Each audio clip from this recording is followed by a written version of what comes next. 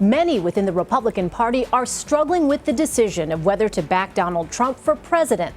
Last week, the highest-ranking member of the GOP, House Speaker Paul Ryan, said he is not yet ready to support the presumptive nominee. Later this week, Trump will meet with Ryan, but he says the Republican Party does not need to unify to support his candidacy. Well, we're going to see what happens. He wants to meet. He'd like to meet, and I think we're meeting on Thursday, and we'll just see what happens. It's just more drama, but I think it's a mistake not to do this. We want to bring the party together. Does the party have to be together? Does it have to be unified? I'm very different than everybody else, perhaps, that's ever run for office. I actually don't think so. CBSN political contributor and Republican strategist Leslie Sanchez joins us from Washington. Leslie, Donald Trump may be different than any other candidate we've ever seen, but can he win the White House without the full support of the Republican Party behind him? You know, there is a possibility he can, Elaine, and I think that's the reality many of us have to start facing. And the reason is I think there's going to be so much. It could be potentially such a historic election because you have so many Democrats and independents who are looking at supporting this ticket, and a lot of Republicans who are looking now at, you hear, Hillary Clinton. So there's a lot of movement and cross pressure both ways. And really then it's going to start getting out into other types of political calculus. But ultimately, the reason I believe that Republicans have gone with such a non-traditional candidate is they want a winner, to back a winner. They looked at the establishment elite for the last two cycles and lost handedly, and are trying something very different.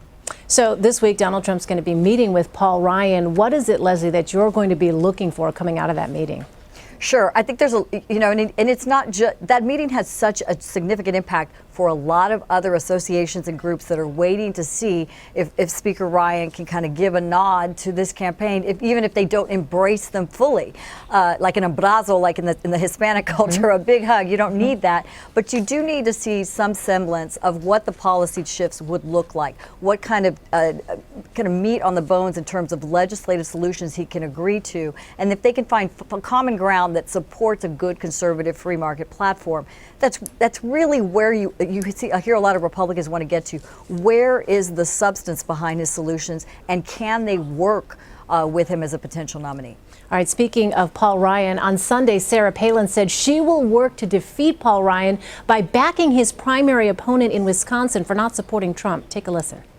I think Paul Ryan is soon to be cantored as an Eric Cantor. His political career is over, but for a miracle, because he has so disrespected the will of the people. And as the leader of the GOP, the convention, certainly he is to remain neutral, and for him to already come out and say who he will not support was not a wise decision of his. I think why Paul Ryan is doing this, Jake, is it kind of screws his chances for the 2020 presidential bid that he's gunning for.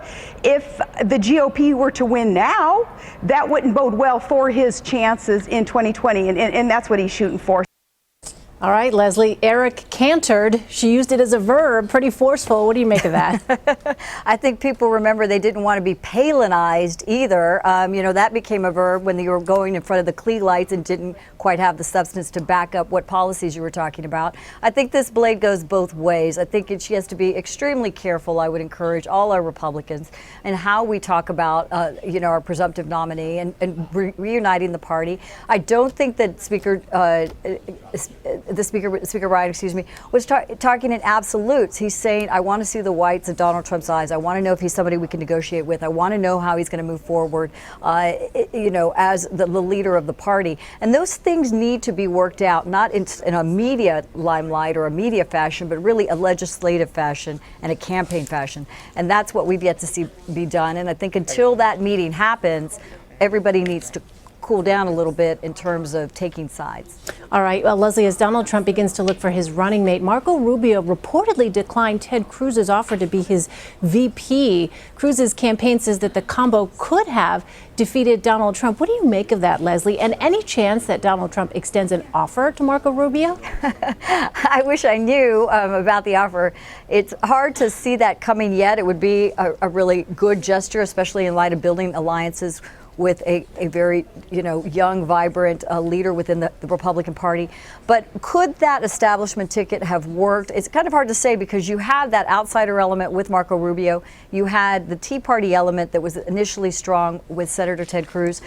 If it was going to happen, it needed to happen much sooner, really probably January of this year, and not something that would have been a last-ditch effort because people really solidified and calcified their opinions on Trump by then. What about picking a woman to kind of run against Hillary to counter some of her arguments and help Donald Trump with his poor numbers when it comes to women voters? It's absolutely a shrewd strategic move. It's extremely important, and I think it's a smart move. You have many female governors that are doing an extraordinary job of the kind of outsider reform that they could bring to Washington, balancing their state budgets, looking at education reform, insurance reform, tort reform. They can really bring a nice story to Washington and give the bona fides that somebody like Mr. Trump would need. So it's an excellent choice, but I think anybody with that true legislative experience is going to be someone that needs to be taken seriously.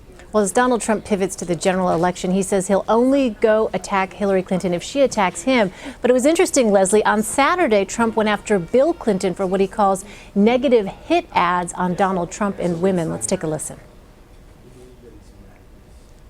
She's married to a man, and nobody, perhaps in the history of politics, was worse to women or abused women more than Bill Clinton. And she's taking negative ads on me. And I'm like a baby. I mean, here's a guy, he was impeached because he lied. He lied. Do you remember the famous, I did not have sex with that woman? And then a couple of months later, I'm guilty. And she's taking negative ads on me. Look, folks, this politics is a dirty business, a dirty game. It's rigged 100%. All right, so I think everyone's expecting a pretty nasty general election, Leslie, but who has more to lose, Donald Trump or Hillary Clinton? They both do. I think you've already started to see where Hillary Clinton's going to take this, and she's going to say this loose cannon, kind of like, theatrical type of individual who cannot be taken seriously. And he can really fall into that narrative to some extent. And I think there's so many individuals who are really hoping that Donald Trump manages his tone, because to continue to isolate and make this about a women's issue or make this, kind of a cringe-worthy moment, loses the opportunity to weave together a healthy coalition that can defeat the Democrats in the fall. So it's a lot of work that needs to be done, and a lot of it, Elaine, as we've seen, especially this week, is on tone with women, tone with ethnic minorities, tone with the leadership, tone all the way around. All right, Leslie Sanchez in Washington. By the way, I hope you have a happy birthday, Leslie. Little birdie told me. It was on Twitter. Thank you so much. All right, have a great day.